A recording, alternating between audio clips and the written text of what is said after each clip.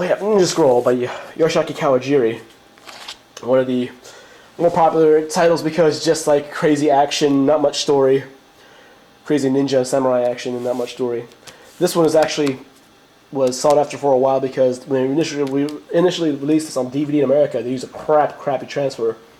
It was all blurry and the colors were off and the DVD was sharp and proper colors.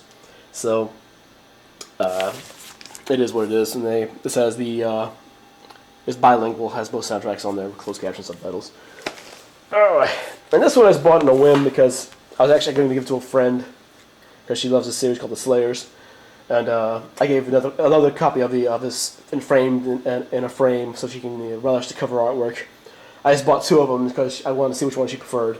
She took the other one, but this series it's nothing great, but pretty cool. But they did spawn so many series. They had like 5 TV series, a couple episodes, a couple movies, and a couple of OAVs. Just but the way they released this in America was kind of piss poor because Software Sculptures, they only released on Laserdisc 2 episodes per piece on a $40 Laserdisc in CLV one-sided. They didn't do it CAV two-sided. It's beyond me. But when they were releasing on VHS, it was 4 episodes a piece, subtitled or dubbed, whichever version you got, for $20, 4 episodes a piece. I was like, well, why would you buy the Laserdisc? You're getting no value at whatsoever. So that pissed me off. So I never finished collecting that series. But anyway, it is what it is. Alrighty, let's get these here. Alright, we got Macross Plus, and get all these on here, and Macross Plus. Now, you're wondering, what is the difference between this Macross Plus and this Macross Plus? Well, the difference is, this is the American release from Manga Entertainment. All 4 volumes are bilingual, with closed caption subtitling. And, let's see. I have read some reports that this is in Dolby Surround, but I haven't really figured out for sure. I should probably throw them in my Laserdisc player and in the stereo and see what happens if I put it in surround and see what the separation is like. But that's the American release. Very good dub, by the way. But this here is what's called the international version. These were released in Japan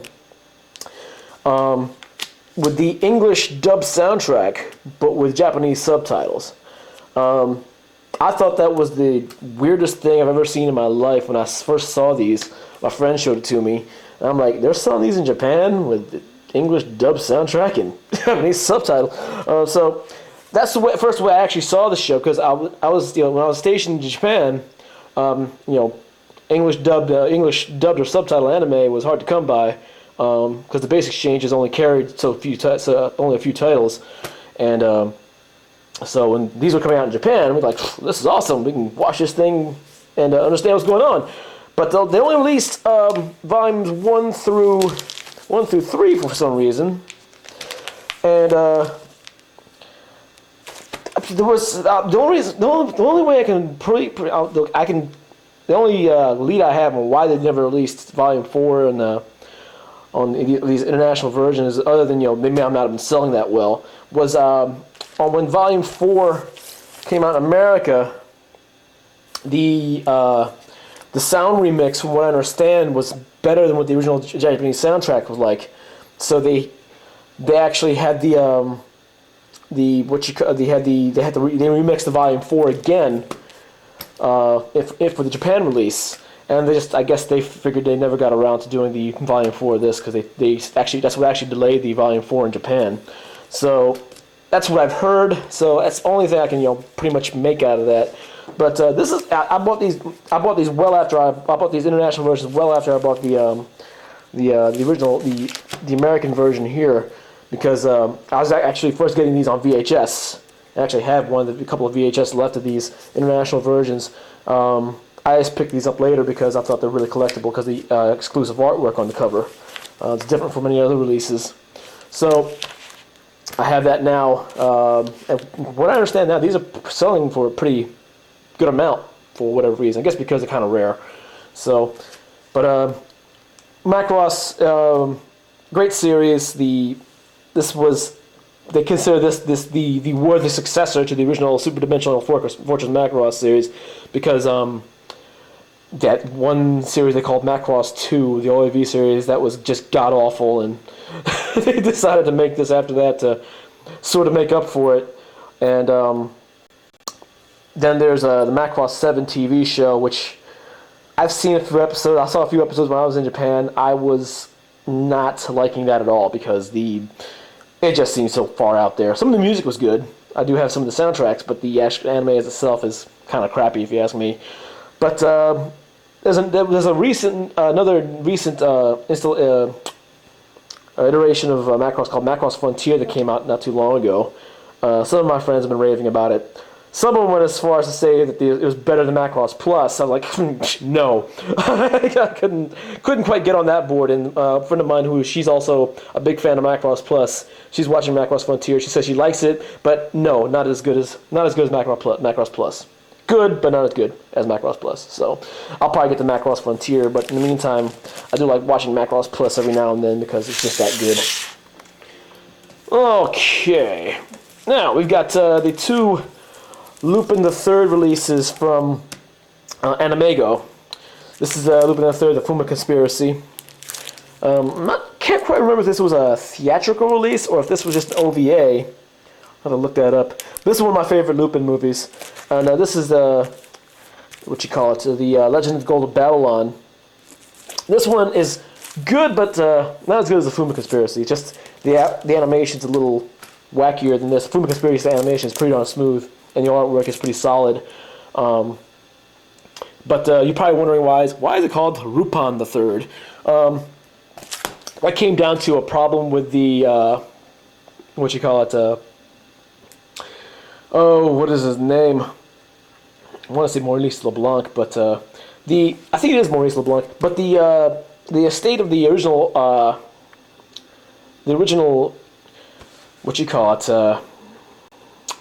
state of the original author of the character Lupin or Lupin. If you didn't know, Lupin was from the early I don't want to say what 40s, 50s character in French literature, or might have been movies as well, about a famous jewel thief. And the character Lupin III, created by Monkey Punch, was supposed to be a descendant of that famous French jewel thief. So when they started making these in Japan, Japanese didn't really they have a problem with in Japan there wasn't really a problem with the copyright laws, but the family of the creator of Lupin, the French family of the creator of Lupin, had some kind of case against using the name Lupin in America. So when they released these here in America, they got around it by calling it Rupan, using the original Japanese phonetic pronunciation. In fact, it's also they had a problem with that when Streamline Pictures was releasing a couple of the episodes of the TV series. They just called it Tales of the Wolf or something like that. And I think the copyright has since lapsed, and so now the current releases that are on DVD, they're using the original Lupin the Third title. So it is what it is. But these are good to have because I do have this title on DVD, the Animego release. It has since been re-released by another company, but I can't remember which one it was. But I have the Animego DVD. The picture is a little different. I mean, the Animego picture on the DVD is sharper, but it's much darker. It's hard to make out some of the things in the darker images. This one you can make out everything, but it's just kind of a softer picture. So it's good to have both of them just so you can compare them all. So Lupin the Third, great series, one of the greatest anime series of all time, if you ask me. All right, here we go. We got Kiki's Delivery Service by Hayao Miyazaki. This is the Disney release. I think this is a pretty rare title because this is the first title that Disney released in America under their distribution deal with Miyazaki, with Studio Ghibli. And it's in widescreen with the Japanese soundtrack also on the analog left channel in mono though. But it has Dolby Surround English dub soundtrack and also Dolby Digital remixed soundtrack. So this was pretty neat that they included the Japanese soundtrack. There's a lot of people, a lot of anime fans were worried about that when Disney was to start releasing Studio Ghibli's titles.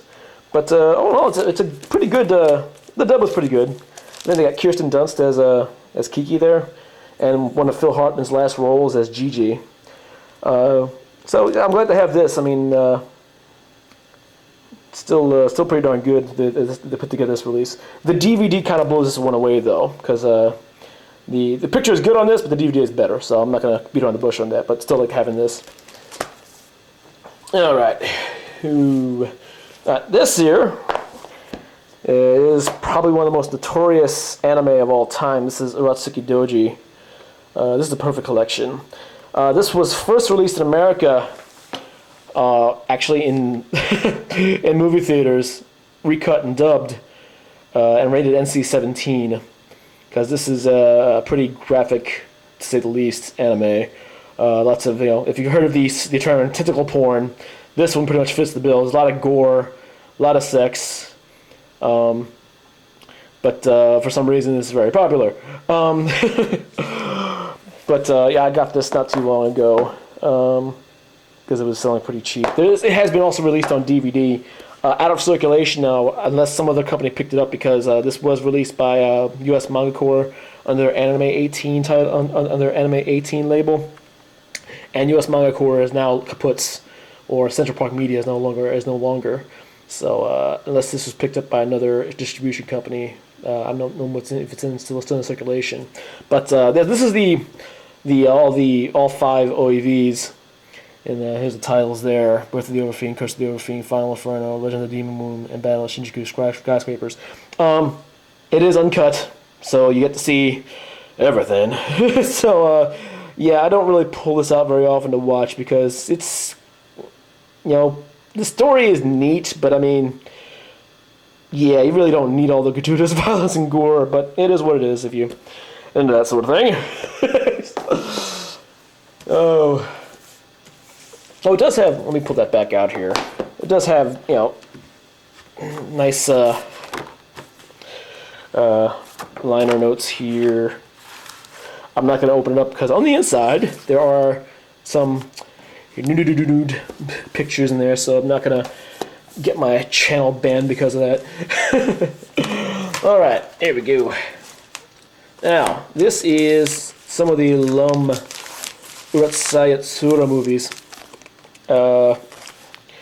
Mumiko Takahashi's first big title, first big break of her manga titles, which just became such a huge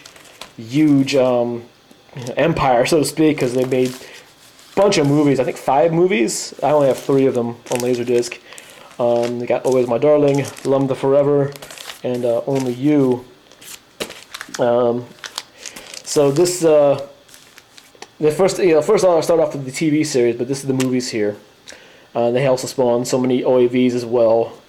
And it's all about, the character here, Ataru Moroboshi. He's kind of a lecherous boob, and the storyline goes is, this one alien race called the Oni, which are actually what in the story goes that the Oni are what the actual Oni of legend are based off of. They're just aliens rather than actual legendary monsters, and chosen by random as their champion because they're about to take over the world or destroy the world. I can't quite remember which.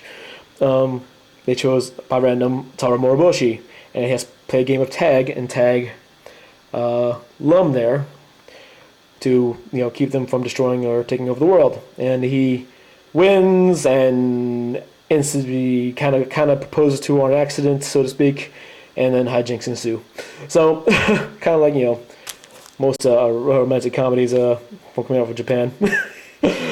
But very, very good series. A lot of crazy and fun characters. And this is the 3 movies. I can't remember. Like I said, I want to get all the movies on Laserdisc because they are on Laserdisc, and maybe the OAVs as well. Now here, gigantic box set here. This is the Urasai Yatsura volumes, TV volumes 1 through 10. This is the of the TV series.